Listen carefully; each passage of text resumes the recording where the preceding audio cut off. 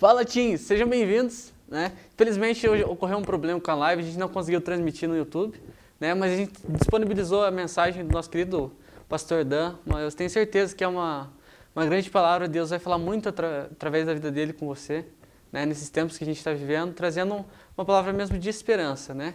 Galera, quero que vocês fiquem ligados, quero que vocês compartilhem esse vídeo, deixem o like, se inscreva. A gente gravou no Instagram, quem acompanhou a live no Instagram, né? Obrigado mesmo por participar. Mas é isso aí, galera. Obrigado mesmo. Fiquem ligados nessa live. Uma boa noite para você que está ao vivo aqui com a gente. Um bom dia, boa tarde. Eu não sei que horas você está vendo esse vídeo, mas seja muito bem-vindo. Tem adolescente que vem para mim e fala assim: cara, a live é muito chato. Deixa eu falar uma coisa. Só vai ser chato se você não pedir para Jesus ficar do seu lado. Chama o Espírito Santo para assistir esse culto aí junto contigo.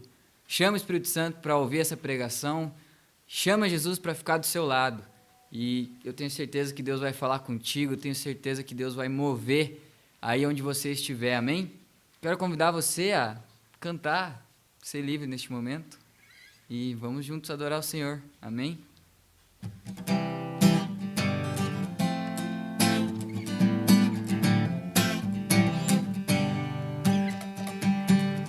Sobre toda a terra tu és o rei, sobre as montanhas e o pôr do sol, uma coisa só, meu desejo é: vem reinar de novo em mim, reina em mim, com o teu poder, sobre a escuridão, sobre os sonhos meus, tu és o Senhor de tudo que sou, vem reinar em mim, Senhor.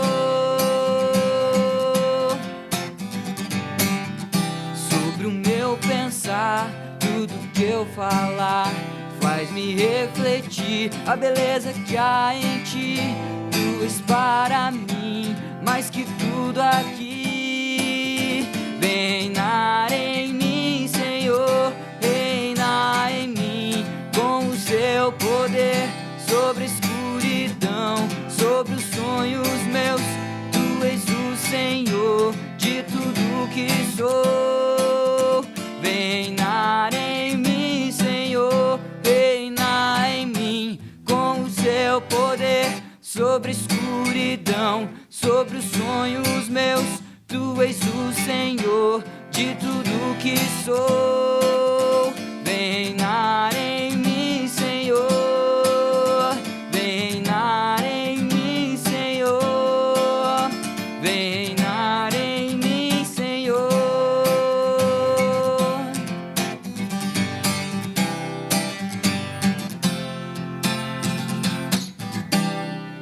Aleluia!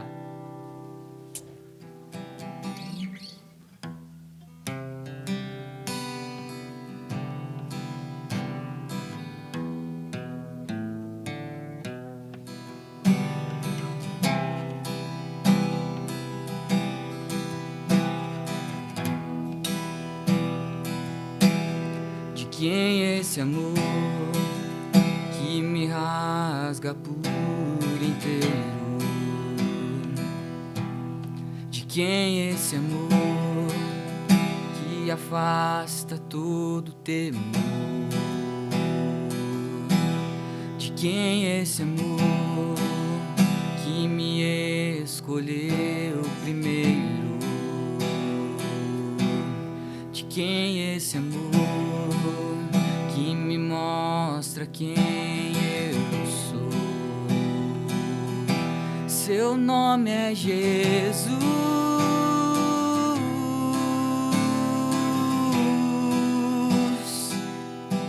seu nome é Jesus.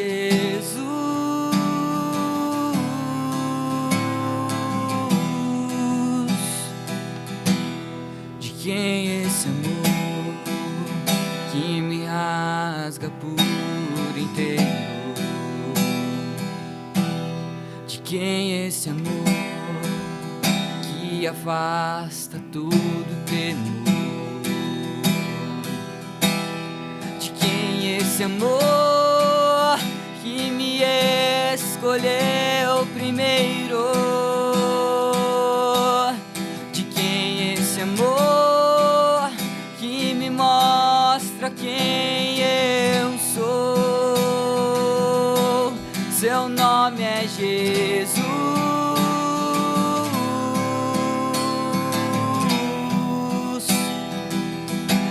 Seu nome é Jesus.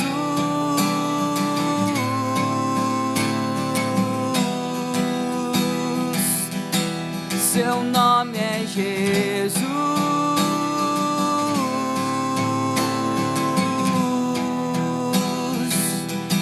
Seu nome é Jesus.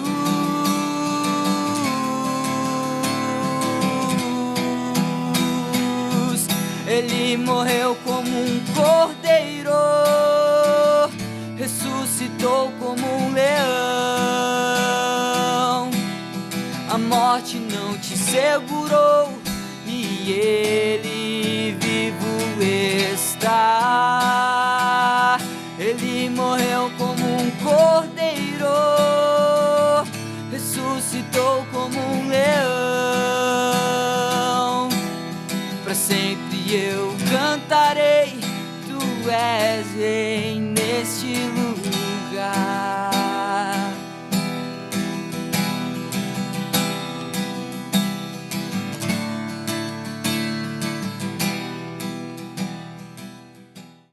Nós estamos neste mês de junho, melhor dizendo, nos nossos cultos teens e agora nas nossas lives, nós estamos falando sobre o milagre que está registrado em João, capítulo de número 11, a ressurreição de Lázaro. E nós olhamos para este capítulo 11 de João, para este milagre do Senhor Jesus, com o propósito de trazermos uma palavra de esperança. Quando o Tiago conversou comigo ainda, lá no começo do mês, foi essa proposta, foi isso que ele compartilhou comigo. Pastor, nós vamos buscar neste capítulo 11 de João uma palavra de esperança para esses dias. Eu gosto muito de falar a respeito desse tema. Eu me lembrei no ano de 2010, ou melhor, 2009 ainda. No ano de 2009, eu estava passando um período, uma fase muito difícil da minha vida, e uma porta o Senhor me abriu na rádio aqui de Telêmaco Borba, através do Joãozinho, né? Acredito que até hoje o Joãozinho trabalha na rádio ainda. Ele me fez um convite na época para fazer um programa lá na rádio. E naqueles dias o meu coração estava buscando e precisava de muita esperança da parte de Deus para a minha vida, para todos aqueles dias que eu estava vivendo. E eu aceitei o desafio, o convite, e eu falei para ele: João, o programa vai se chamar Espaço Esperança, né? E aí eu fui atrás de um monte de material, fui atrás de frases, fui atrás de um monte de coisa que falasse a respeito de esperança, né? E quando o Tiago comentou isso comigo, eu fiquei trazendo na minha memória, né, algumas frases e algumas definições de esperança, né, que eu encontrei naquela época. Esperança é acreditar que tudo vai dar certo apesar das circunstâncias não serem favoráveis. Essa é uma definição de esperança, né? Acreditar que tudo vai dar certo apesar das circunstâncias não serem favoráveis. Esperança é acreditar que Deus é conosco mesmo quando isso não é tão aparente, isso não é tão visível. Enfim, e é sobre isso que eu quero compartilhar nessa noite um pouco com vocês. Desde já eu quero abraçar com muito carinho você que está nos acompanhando ao vivo nesta live. Compartilhe o link, chame outras pessoas que de repente precisam de uma palavra de fé e de uma palavra de esperança nesta noite de segunda-feira. A palavra do Senhor diz em João, capítulo de número 11, o texto que eu já comentei com vocês e que é o texto proposto para a nossa reflexão nesta noite. Eu voltei os meus olhos para João, capítulo 11, e buscando do Senhor uma palavra de esperança. E quando eu comecei a ler este capítulo 11 de João, olha só quais foram as palavras com as quais eu me deparei.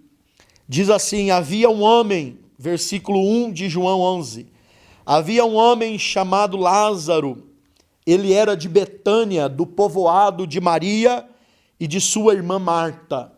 Uma família formada por três irmãos, 2 irmãs e um irmão. A Bíblia não consta, não relata a presença de pais, de mãe e de pai presente nessa família.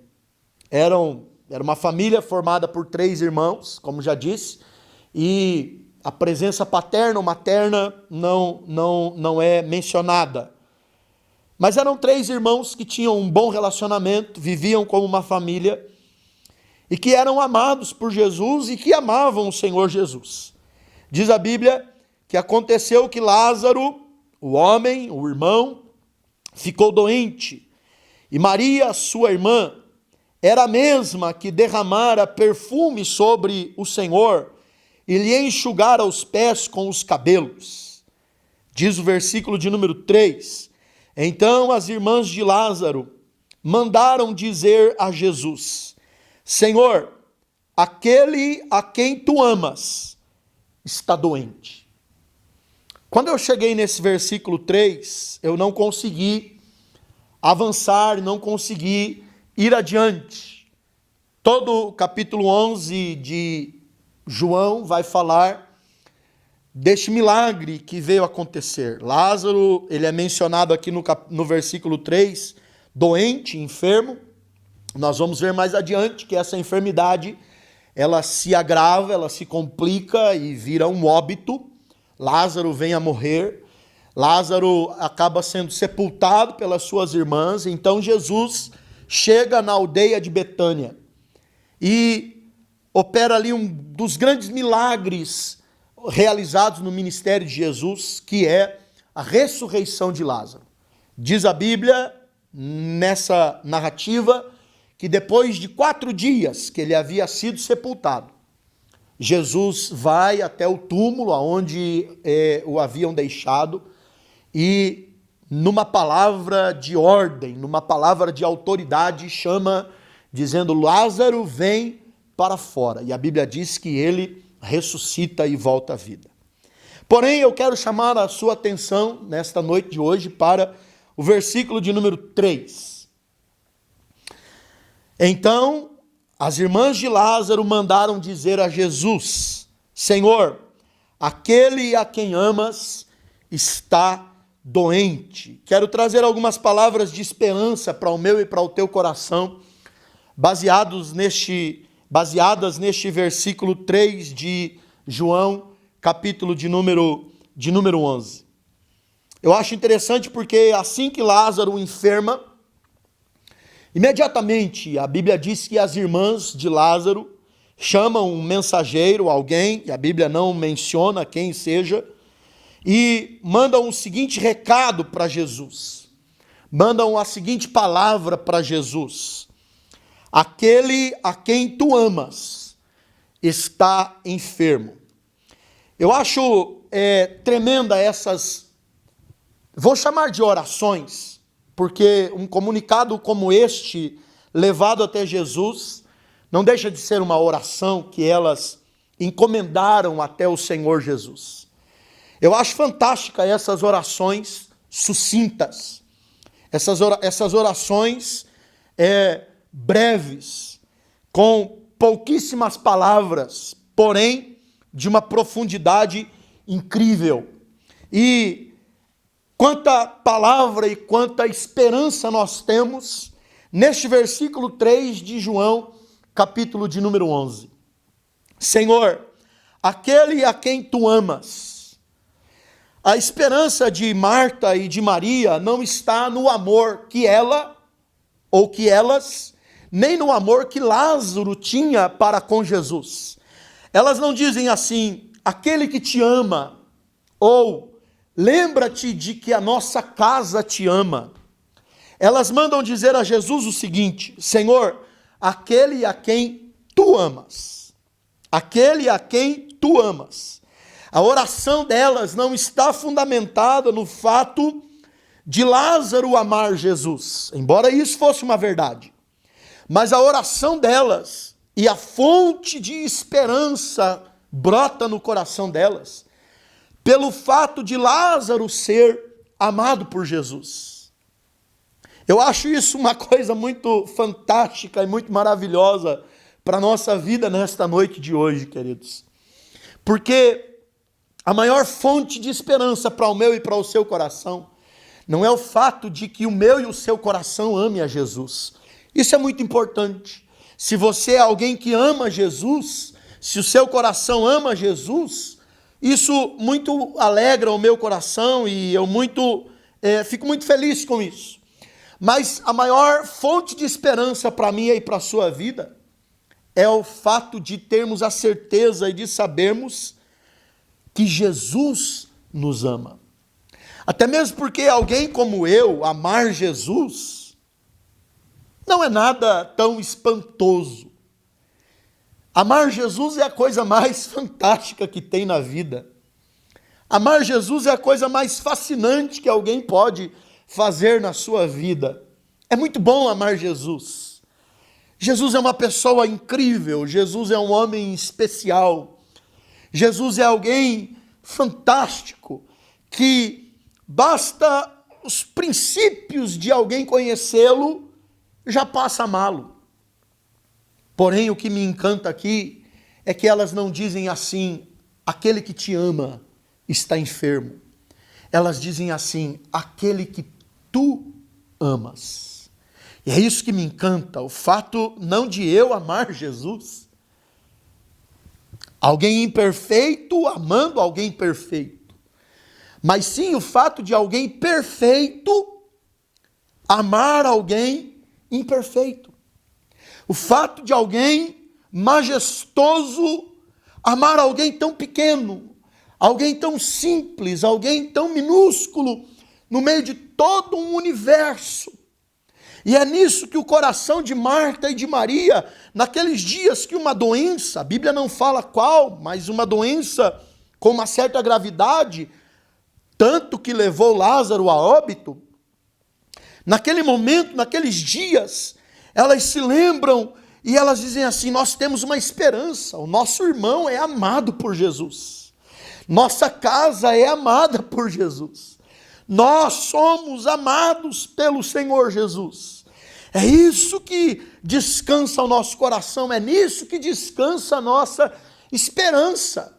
Nós temos um Jesus que nos ama.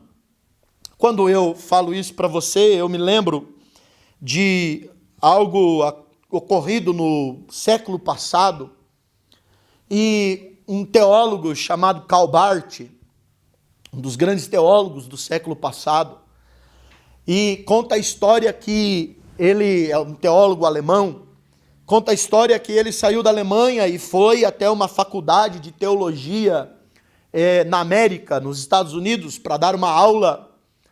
E os alunos daquela faculdade de teologia ficaram todos alvoroçados, porque um teólogo de um conhecimento muito grande, de uma profundidade de conhecimento nas Escrituras, vinha dar uma aula para eles.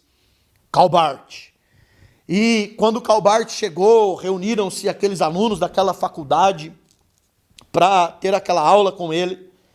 E numa determinada altura, num determinado momento da aula, um aluno interrompeu e fez a seguinte pergunta. Disse para ele, professor, qual é a grande verdade bíblica que você descobriu que transformou a sua vida?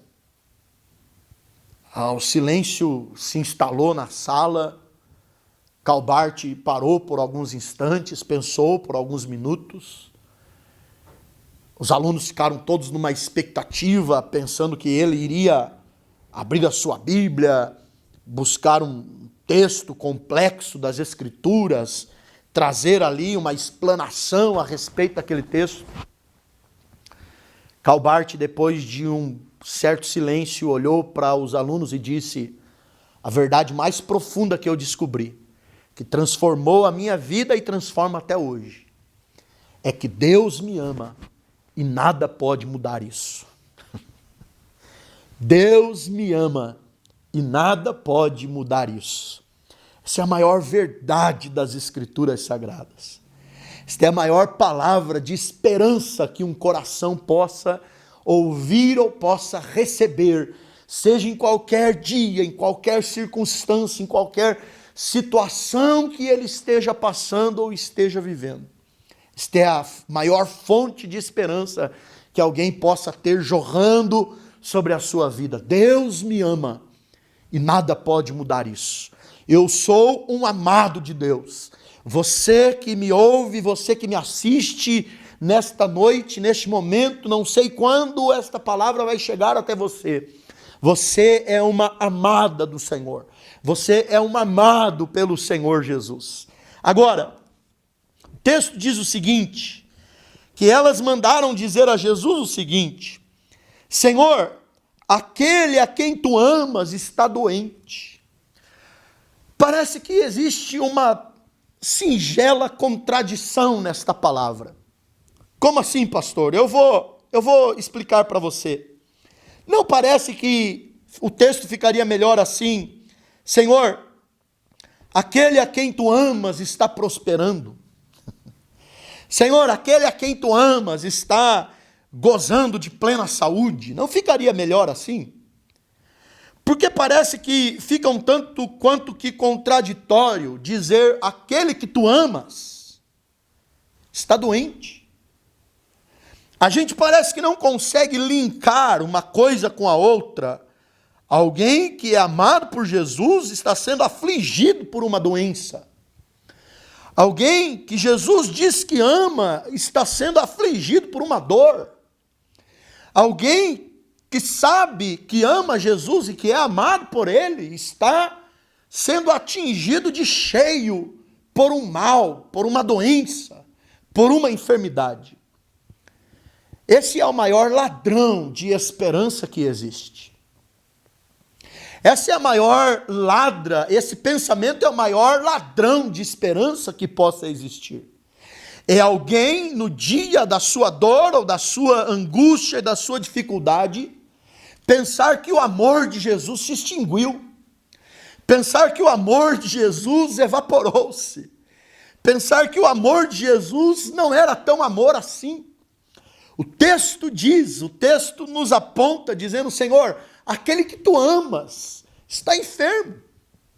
O fato, queridos, de eu e você ser amado por Jesus não vai nos isentar de passarmos por situações difíceis.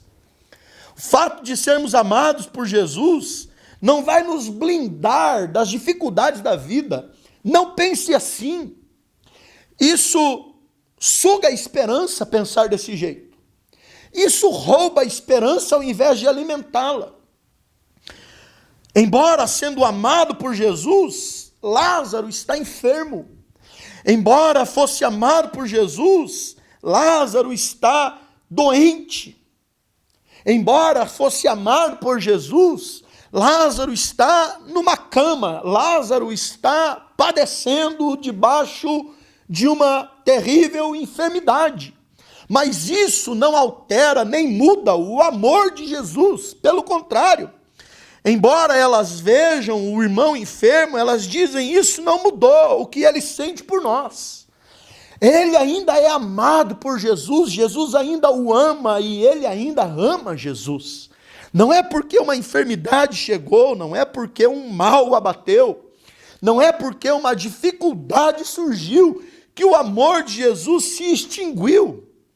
Não, ele ainda é um amado dele. E eu acho interessante, queridos, que diz o versículo 4, ao ouvir isso, Jesus disse, essa doença não acabará em morte, mas é para a glória de Deus e para que o Filho de Deus seja glorificado por meio dela. Isso é o amor de Deus, queridos. É por isso que mesmo aqueles que Jesus ama são afligidos muitas vezes. O versículo 4 responde, para quê? Para nós sermos participantes da sua glória. É por isso que aqueles que Jesus ama, mesmo sendo amado por ele, passam por dias e por situações difíceis. Para quê? para que em nós se revele e se manifeste a glória de Deus, e para que em nós o Filho de Deus seja, através dessa situação, glorificado na minha e na sua vida. Aquele a quem tu amas, vive dias felizes. Aquele a quem tu amas, alcança as conquistas. Aquele a quem tu amas, projeta e realiza. Aquele a quem tu amas, está doente, vive lutas, passa dificuldades, enfrenta as tempestades e as aflições, mas não deixa de ser jamais aquele que o Senhor ama. E em último lugar, queridos, a última palavra de esperança que eu quero deixar para o meu e para o seu coração, neste versículo 3 de João capítulo 11, é que embora amado, Lázaro está enfermo, amado e enfermo, mas com a conexão e o contato com Jesus estabelecido.